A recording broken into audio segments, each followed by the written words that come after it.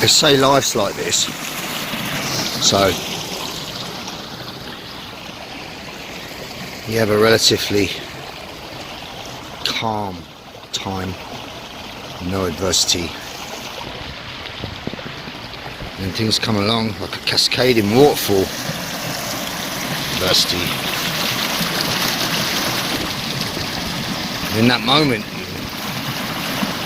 how you think about things is important. Marcus Aurelius says during warfare, adversity, control your thoughts. Don't think about the things you can't control. Focus on the things that you can control. You can control you, and you can control your thoughts in regards to adversity. And soon enough, adversity will pass, because no one feeling lasts forever. Remember that as you endeavour. Because when the cascading waterfall finally passes, settles, and again becomes calm,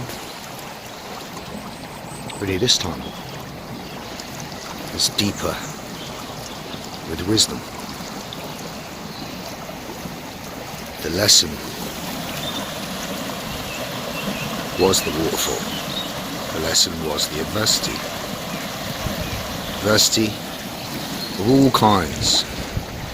It's a golden opportunity for growth. Growth lies in discomfort.